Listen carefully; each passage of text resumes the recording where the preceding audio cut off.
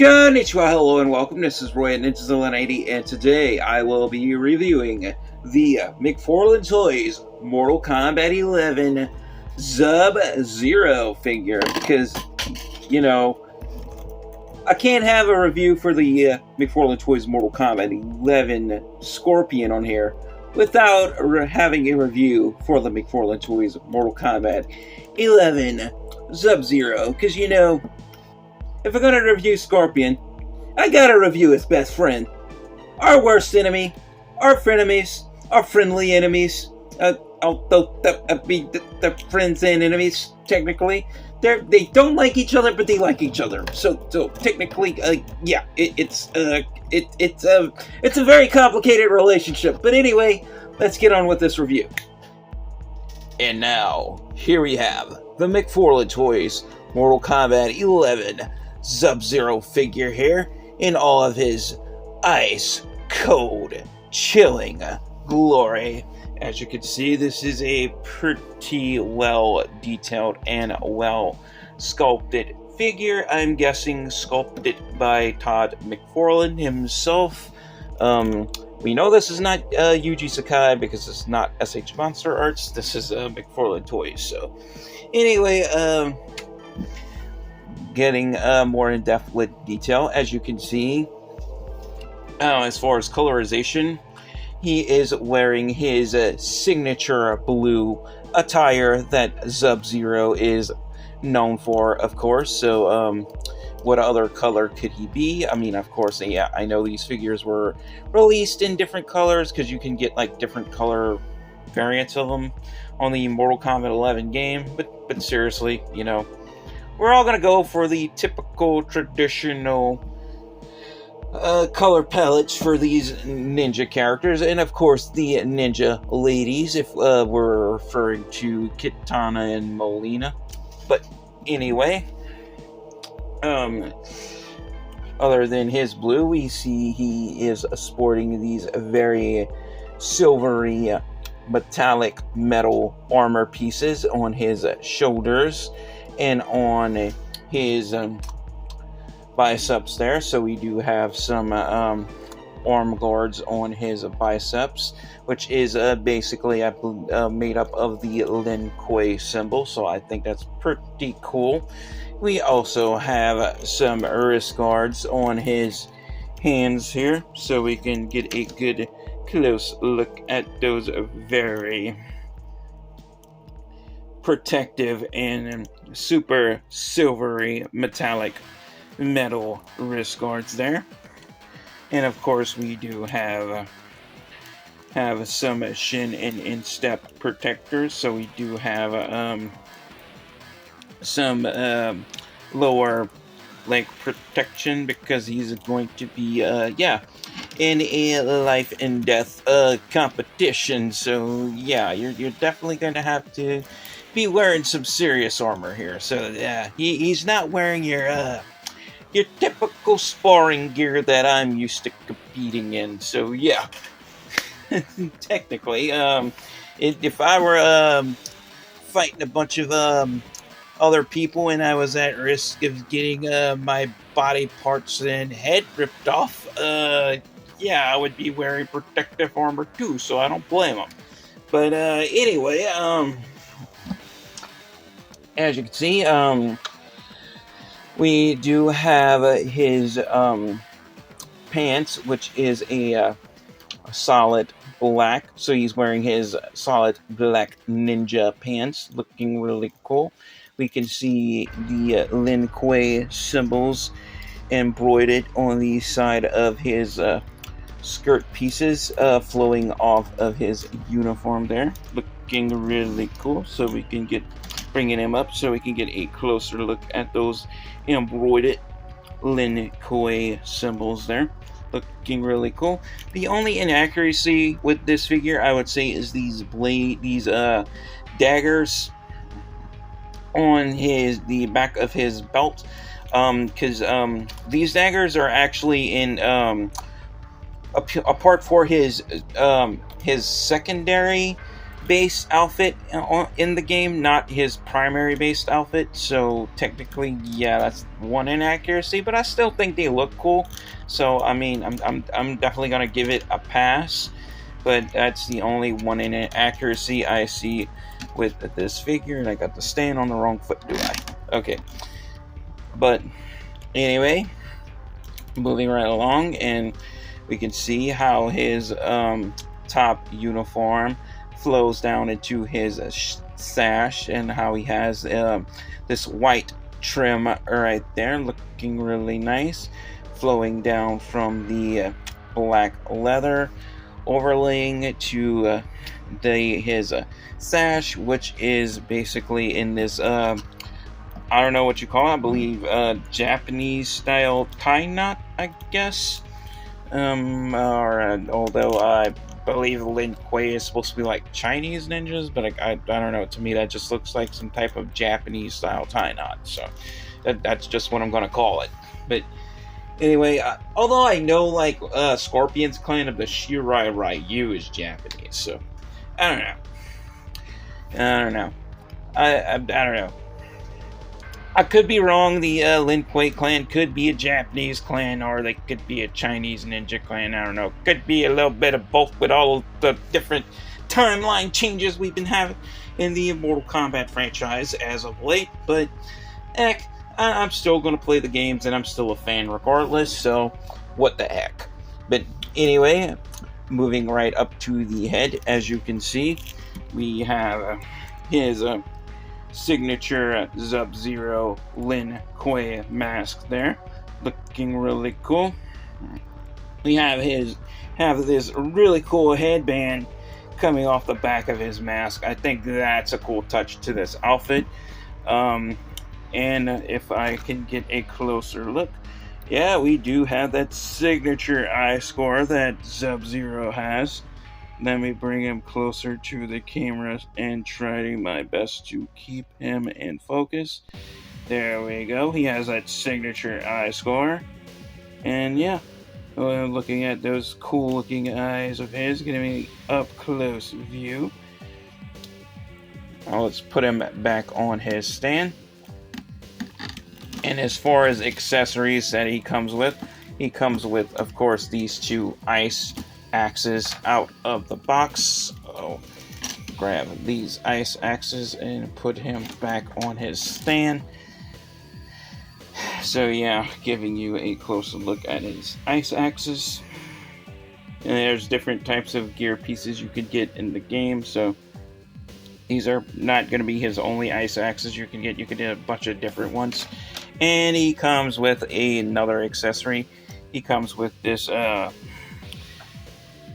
decapitated skull on a spine, but it's frozen and has an eyeball hanging out. Kind of makes me think of Meat from Mortal Kombat Armageddon, how he's an unlockable character and he has an eyeball that's hanging out of his face.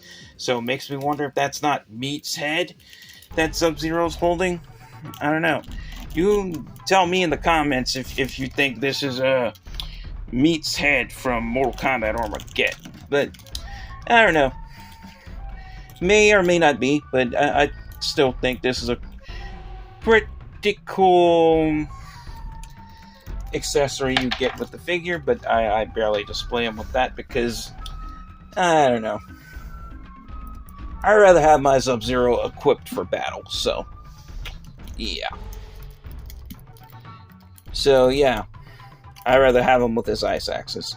Although we're more, this is the first time game I've seen him use ice axes, because like most of the games we're used to him having an ice sword, but we have ice axes for Mortal Kombat 11 for some reason. But I don't know. I guess that's what Ed Boon decided to go with for the game. But anyway, as far as articulation, starting with the head can't really turn that much because it's hindered by the sculpt of the figure. But we can look up a little bit and down a little bit, and maybe we can look further down if we bend his waist down, and maybe like up a little bit further if we bend his waist up. But anyway, arm articulation. The shoulders are on a swivel hinge, so we can rotate them all the way around a full 360. Although, as you can see, they are kind of a little hindered by his shoulder armor at the top of his uniform, or gi, or as we call it in Taekwondo, in Korean, a dobak. But anyway, giving you a closer look at that hinge. That is a very tight hinge inside of his shoulder joint there. So yeah, that's something to definitely be careful with. Mine is kind of tight, but it's also very ratchety, so you know, it is kind of stiff, but it's still doable. So I mean, he does hold a pose, but sometimes it's hard to change his pose and put him in a different pose because of the tightness of the ratchety hinge there. But I still think he's good. And also, we do have a bicep swivel, so we can swivel that bicep all the way around a full 360, like so. Same is true with the other arm, so we can swivel that bicep a full 360, like so. We do have a double joint at the elbow, so we can bend those elbows forward and back, like so, as you are witnessing, like that. And we do have, like I demonstrated earlier, a ab crunch. We do have a ball joint at the waist, so we can rotate him all the way around a full 360 if we want to. We can pretend he's Havoc and doing his like spinny torso move. But anyway, we can bend him down about that much and back up about that much. We also have a swivel hinge in the hips, so we can split out about that much, so we can have Sub-Zero doing his stretches to stretch out those legs, so he can practice those kicks and kick a lot higher.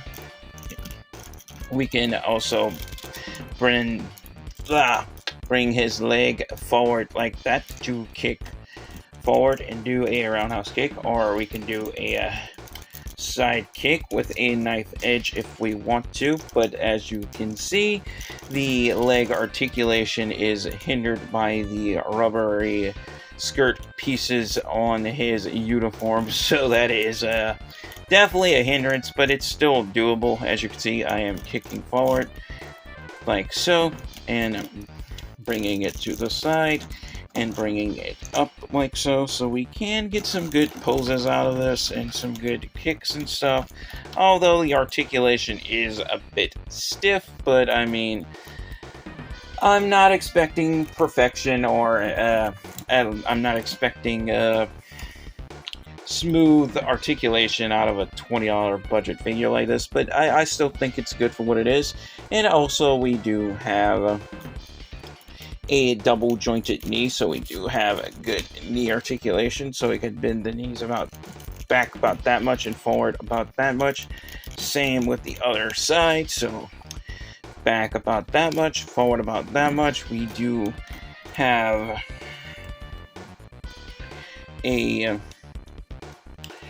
his ankles are on swivel hinges, so we can swivel those feet all the way around a full 360, and we can point them forward and back. Same is true with the other foot, so we can do that. Oh boy. Alright, yeah.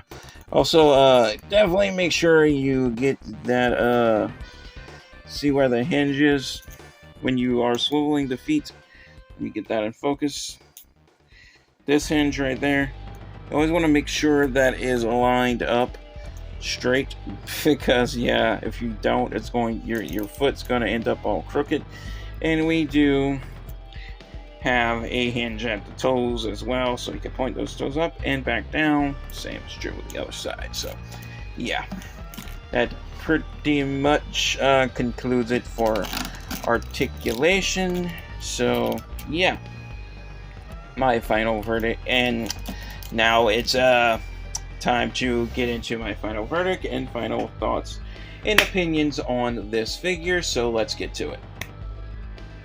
And now for my final verdict on the McFarlane Toys Mortal Kombat 11 Sub-Zero figure. If I have to give him a score based on detail, articulation, and playability, I have to give him a drum roll, please. And ooh, this is going to be a tough one.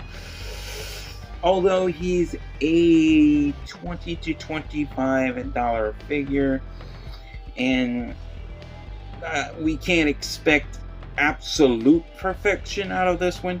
And yes, even premium expensive action figures have their flaws as well, as you witnessed with some of my SH Monster Arts reviews. But anyway, if I have to give him a final score based on detail, articulation, and playability meaning referring to joint tolerance, how well basically that means how well this figure stays together. I would have to give him at least, you know what, I'm gonna cut this figure some leeway and forgive it for that stiff articulation and give him a straight up 5 out of 5 stars score. Because why? Detail wise, detail with this figure is really good. I really like the detail. Sub-Zero is my #1 personal favorite Mortal Kombat character that I play as the most. So yeah, but that's not the reason why I'm giving this figure a 100% score, which technically would be a flawless victory in Mortal Kombat. But anyway, I'm basing that on other factors too, especially, you know, the fact that this is a budget-friendly figure. Like I said, detail is really good, although except for maybe the inaccuracies with the daggers in the back, which is actually part of his secondary outfit in the game, not his base outfit. But that's not something that a whole lot of fans are really gonna notice, unless like they have a keen eye on that stuff, like I do. Articulation. Like I said, articulation is a bit stiff with this figure, and it's kind of hindered by the material of his clothing. But it's a budget figure. It's a consumer-friendly, affordable, accessible figure, so I have to forgive it for that. So I'm gonna have to give this figure a pass on articulation and say articulation is fairly good. For his playability, which basically means joint tolerance, how well this figure stays together when you pose him, can you battle with other figures? Yes, joint tolerance with this figure is really good. He has high quality playability, so I definitely have to give him a pass on that as well. Although I do hope that the new McFarlane Toys Mortal Kombat Classics line that's coming up pretty soon, that I've been hearing about, that the stiff articulation is worked out. And yeah, those are a little bit more solid when it comes to movement. So I do hope they do improve on these figures in that area. But other than that, that's pretty much all I have to say for this figure for now. And that pretty much wraps things up. So if you've made it this far into the video, I'd like to say thank you guys all so much for watching. That really helps out this channel a lot. And also, if you want to help out this channel even more, if you haven't already, definitely like and hit that subscribe button, because that would also do me some favors. But anyway, guys, moving right along to wrapping things up. As always, stay safe, take care, God bless, and peace out.